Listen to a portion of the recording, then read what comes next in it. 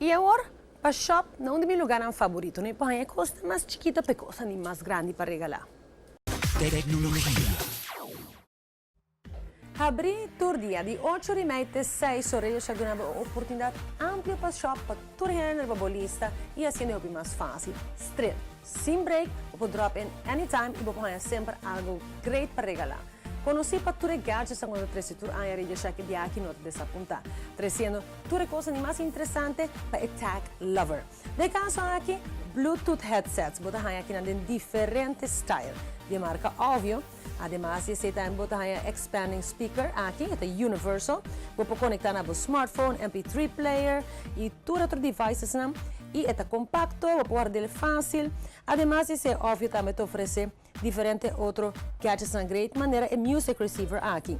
Mas por mesmo é um super cool gift. E o preço, fantástico. Agora que conhece a era de power banks, para que conhece diferentes power banks em forma de cube e com todas diferentes capacidades. Também tem esse flashlight style de power bank, que também tem talk time de 6 horas que te provee. Escolhe o color que você quer e escolhe gadgets que você quer. E de caso, aqui tu recaba que você pode meter também na tinele. E é óbvio, Outbound Series também tem Sport Earbuds que segura um nice gift item. Además, a macro photo lens aqui que você mira, que zoom up to 30%, de qual é bom digital zoom.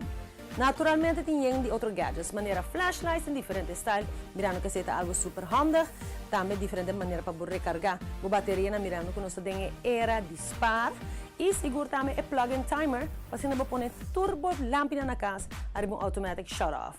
Además, algo que nós turmas de rejeta é o wecker, e você tem traveling wecker, você tem alarm clock, você tem modelo que você plug in, e está super sleek e moderno, ideal para muito que nunca que anda fez sonho, regalei uma cena.